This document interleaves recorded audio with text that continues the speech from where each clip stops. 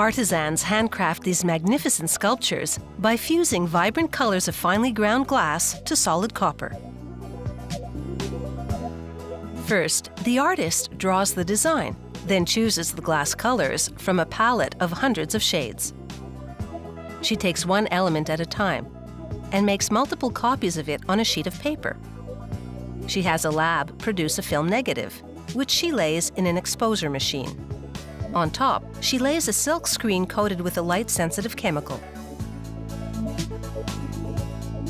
It exposes them to halogen light for 90 seconds. The film negative works like a stencil. Its dark parts block the light from hitting the screen, while its clear parts allow light through. Where light penetrates, the light-sensitive chemical reacts and hardens. The unhardened chemical rinses away, leaving just the image behind.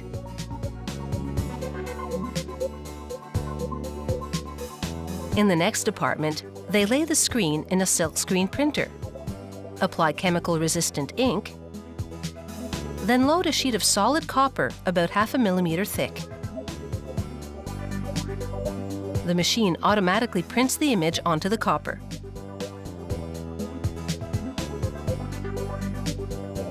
They cure the ink in an oven for 20 minutes, then repeat the entire exposure process for the backside of the sheet. Next, they feed the sheet into a 2-step milling machine. It applies chemicals that eat away any copper that isn't coated with the chemical-resistant ink. This cuts out the shapes. Then it strips off the ink, which by this point has served its purpose. Now they have a blank shape, but it's completely flat. To give it dimension, they stamp it with a forming die. Now the enameling process can finally begin. For each color grouping of the design, there's an aluminum stencil. They lay down the first one and sprinkle glass powder in the first base coat color, which looks white now, but comes out clear. Then a second stencil for the second base coat color, white.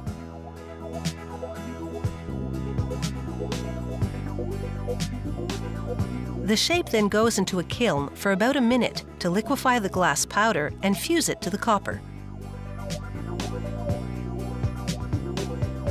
Once the base coat cools, they create the detail work with additional stencils and colors.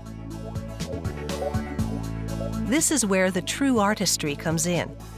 Each shake of powdered glass is like a painter's brush stroke.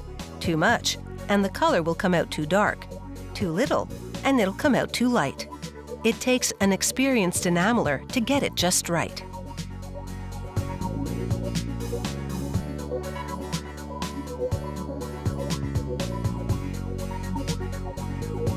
They craft dimension by blending colors and by combining different types of glass in the design, some transparent, some opaque, some opalescent.